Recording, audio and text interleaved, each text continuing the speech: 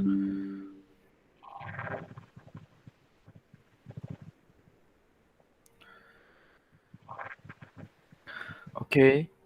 Assalamualaikum warahmatullahi wabarakatuh. Today, our group from the Administration of Islamic Law in Malaysia subject will present the power of National Registration Departments (NRD) in issue of illegitimate child. And this slide will be present with three members, Kisman, Hafizuddin, and Shahmi. First is the introduction.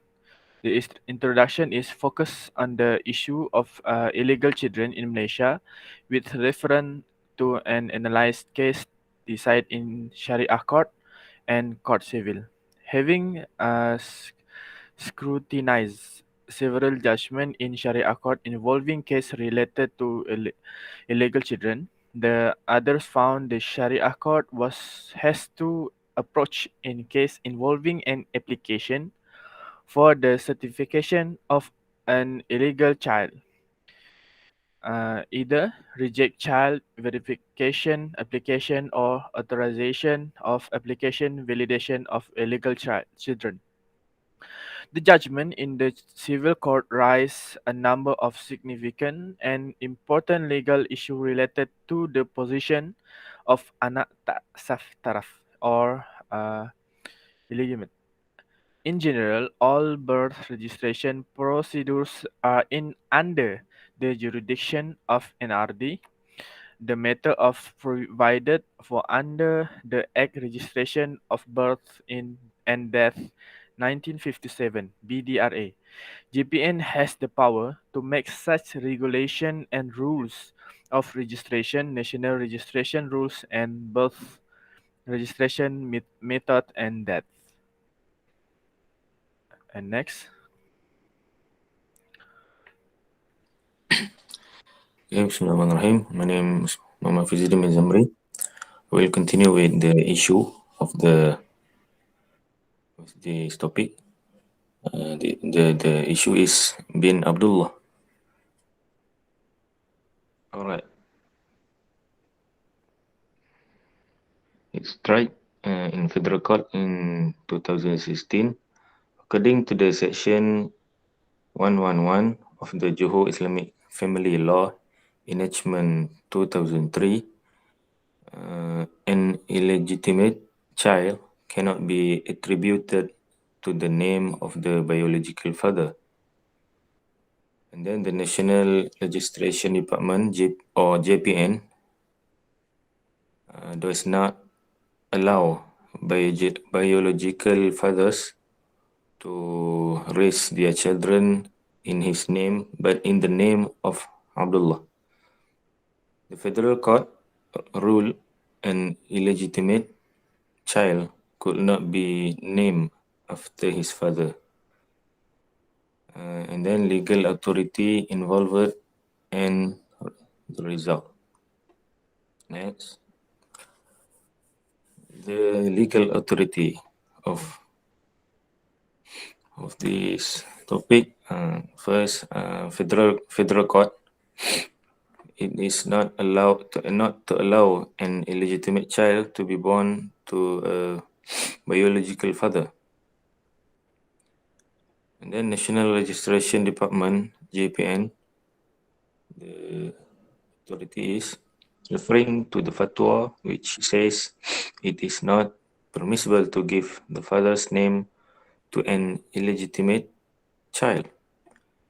And federal and the what we call the power, the authority is in federal jurisdiction only. And then birth and death registration, BDRA, 1957.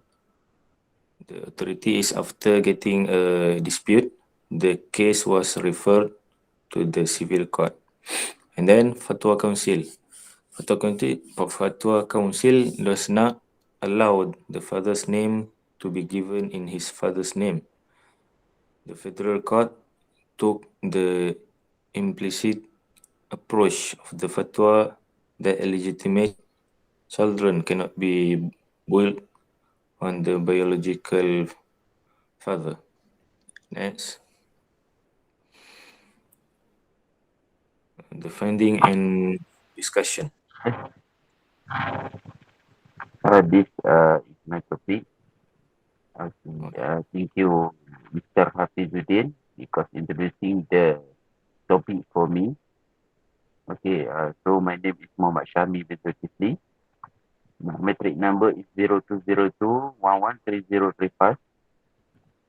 So, about the finding and discussion, uh, it does not allow the father's name to be given in his father's name. So, this means like, if someone had a relationship with someone, not good relationship lah, like they zina or anything like that. So the children does not to be allowed by his father's name lah. Cannot put his father's name. Okay, then the federal court took the implicit approach of the fatwa that illegitimate children cannot be built on the biological father.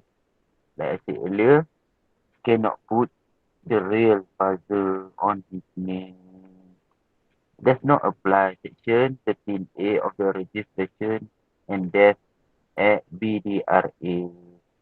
If want to put a name on a legal child, the name must be the family name according to the father. If the status is not valid, the mother must report and testify voluntarily to follow the mother's name on the condition on informing that he is the father. Section 13A not for Malay people. So it means Section 13A for other races lah. So Islamic law provide that an illegitimate child cannot be born in the name of biological father. Okay. So biological father is a legal stipulation provide the state law enactment. In terms of faith, there are different of opinion among the fuqaha as to what the name should be taken. Okay. So the fatwa differs according to the state ruling. Because like we know that fatwa is based on the state lah.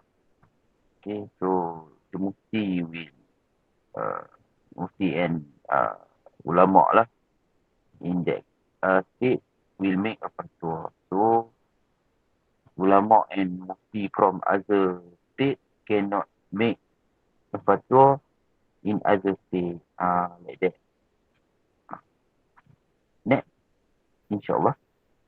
So we go to the conclusion. Illegitimate children is an issue nowadays.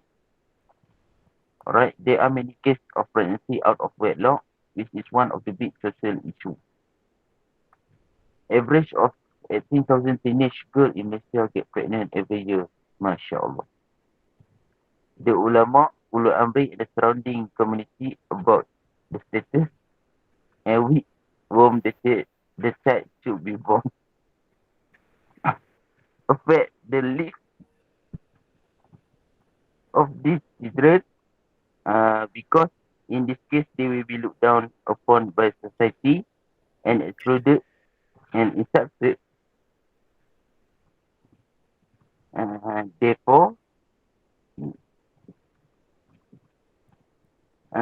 teenagers must be responsible by staying away from all issue of social problem and maintain dignity so that self-esteem and religion are not trampled on by others. So, like we know nowadays, mainly teenagers pregnant out of wedlock. It's such a sad story to our religion and juga to our religion and our races lah. Like we know that Islam does not let zina lah. It's haram. So we as a teenager must take care of ourselves, take care of our dignity, think about our father and mother, think about our religion, because what is Allah promised is a real promise, not like human. Human will come and go. Some human live the good thing, some human live the bad thing. Take that as a uh, pengajaran lah dalam hidup. InsyaAllah, together we protect our religion and our dignity. InsyaAllah. So, the reference is from Kemelut Kes bin Abdullah dan pendengar Malaysia, retrieve from HTTPS Harakah Daily. Okay, so Mekah Hamiluan Nikah, retrieve from Utusan. That's all from us. Thank you. Assalamualaikum.